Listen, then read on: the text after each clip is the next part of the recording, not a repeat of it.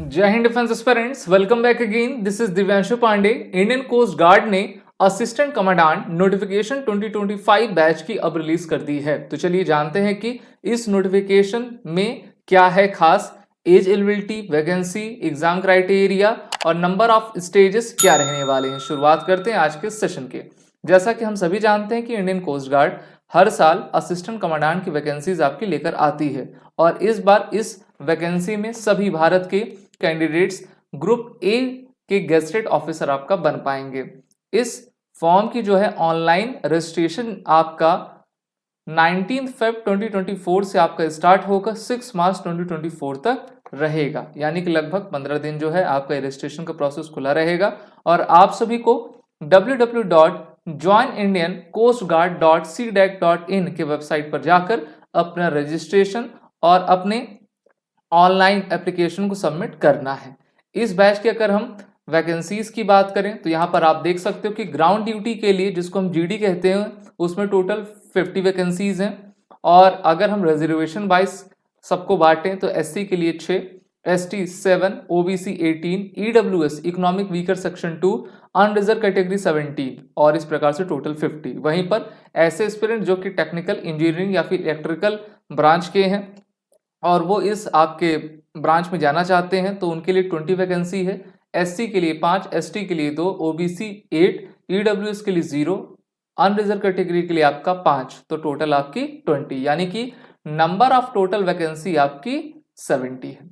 और ये जो वैकेंसी ये टेंटेटिव वैकेंसी है। अगर उनको ऐसा लगता है कि इसमें कुछ परिवर्तन करना है तो इंडियन कोस्ट गार्ड के पास ये राइट है कि इसको आपका कन्वर्ट कर सके।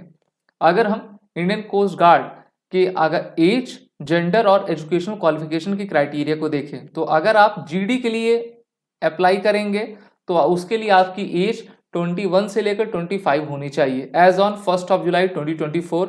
और डीओबी मैं आपको बताता चलूं, डीओबी रखी गई है 1 जुलाई 1999 से 30 जून 2003 तक।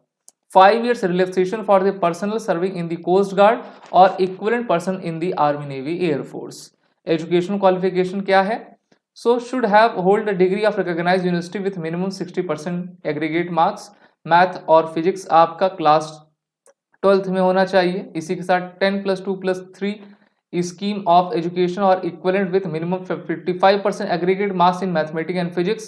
The candidate who have completed graduation after diploma are also eligible, provided they should possess an aggregate of 55% marks in with the diploma with the physics and mathematics in its curriculum. तो math physics तो आपका इसमें कह ही दिया गया है। Technical में अगर आप मैकेनिकल ब्रांच में जाना चाहोगे तो इसकी भी एज क्राइटेरिया 21 से 25 साल एज ऑन 1 जुलाई 2024 और डीओबी 1 जुलाई 1999 से लेकर 30 जून 2003 के बीच में आपकी रखी गई है। और जीडी भी आपका मेल के लिए है, टेक्निकल में मैकेनिकल भी आपका मेल के लिए है। Should hold in an engineering degree of recognised university in naval architecture और मैकेनिकल और मरीन ऑटोमेटिव, मैकेट्रॉनिक्स और इंडस्ट्रियल प्रोडक्शन और मेट्रोलॉजी, जिसमें आपका 60% होना चाहिए। इसके अलावा एक और इसमें ब्रांच है जैसे कि टेक्निकल, इलेक्ट्रिकल एंड इलेक्ट्रॉनिक्स। तो इसमें आपका कहा गया है कि इसकी एज 21 से लेकर 25 ईयर्स तक रहेगी एज ऑन 1 जुलाई 2024 और इनकी भी डीओबी सेम है उन्हीं के तरह। इसमें कहा गया है कि आपको इंजीनियरिंग की डिग्री आपको होल्ड करना है जिसमें आपके पास 60% मार्क्स रहना चाहिए, या फिर equivalent qualification in any one of the discipline recognised by the institute of the engineers as exempted from section A and B and their associate membership examination। इसी के साथ अगर हम कुछ certain eligibility criteria की बात करें तो इसमें कहा गया है कि while determining the minimum percentage of marks of for eligibility only the original whole number without rounding off of the percentage shall taken into account। Okay, example मैं बता दूं जैसे कि अनरिजर्व या फिर ओबीसी कैटेगरी के किसी कैंडिडेट का स्कोर 59.9% है, ओके, या फिर SC ST का 54.9% है तो आपकी डिग्री एलिजिबल नहीं होगी, पूरा पूरा 60% राउंड ऑफ उसको नहीं लिया जाएगा। अपर एज रिलैक्सेशन 5 साल की आपकी दी जा रही है किसको? SC ST और 3 साल के लिए OBC जो नॉन क्रीमी लेयर में आपका आते हैं। Maximum 5% relaxation in aggregate marks in respect of SC/ST candidate is applicable only for degree marks and not applicable for 10+2 marks. और वहीं पर ऐसे candidate who having the integrated post graduation degree are also eligible to apply provided that they are in the possession of certificate issued by the respective institutions. Vacancies में GD के लिए आपने देख ही लिया 50 और 20 यानी कि टोटल आपकी 70 चल रही है। आप सभी एसएसबी क्रैक एग्जाम के इंटरव्यू प्रोग्राम में जुड़कर अपने आने वाले एसएसबी की तैयारी जरूर करिए। सिलेक्शन प्रोसीजर आपके कई स्टेजेस हैं, जैसे फर्स्ट स्टेज आपका स्क्रीनिंग रहेगा, जहां पर आपको computer based online screen test है आपको गुजरना पड़ेगा, जिसमें आपको 100 मल्टीपल चॉइस क्वेश्चंस दिए जाएंगे, carrying 4 marks for each correct answer and 1 negative mark. ठीक है, 1 निगेटिव मार्क आपका रहेगा। और यहाँ पर आप देख सकते हो कंबाइंड सीजी सीएटी में English, reasoning, numerical ability, general science and mathematical aptitude, general knowledge से रिलेटेड 25-25 क्वेश्चन रहेंगे, यानी कि नंबर ऑफ टोटल क्वेश्चंस 100, और इसके लिए आपको 120 मिनट्स यानी कि 2 घंटे का समय दिया जाएगा। सेकंड जो आपका स्टेज है उसको पीएसबी कहा करते हैं, और इसमें the CCBT will be in English only and will be of objective type. ठीक है, तो उसमें कहा गया कि स्क्रीनिंग के जरिए आपका सीसीबीटी टेस्ट अर्थात कंप्यूटराइज कोग्निटिव बैटरी टेस्ट और picture perception and discussion test, जैसे कि एसएसबी में होता है पीपीडीटी टेस्ट, ये दोनों टेस्ट आपके कंडक्ट करवाए जाएंगे। The second examination is only of qualifying nature, that is either pass or fail. इसके बाद थर्ड स्टेज आता है जिसको फाइनल सिलेक्शन बोर्ड कहा करते हैं।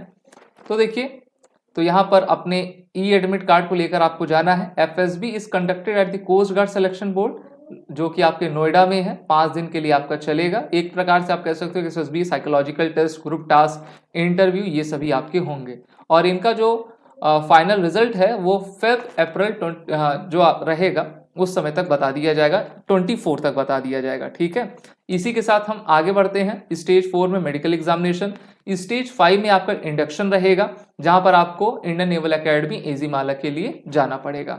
और यहाँ पर कुछ इंपॉर्टेंट डेट्स भी दी गई हैं, जैसे कि the last date of the induction at INA will be 31 December 24 और the date mention in the appointment letter whichever is earlier. No further induction will be undertaken after 31 December 2024। इसलिए आपको अपने dates का काफी ख्याल रखना है। एक बार फिर से बता दूं, 19 फरवरी 2024 से ऑनलाइन रजिस्ट्रेशन आपके स्टार्ट हो गए हैं और 6 मार्च 2024 तक आपका रहेंगे।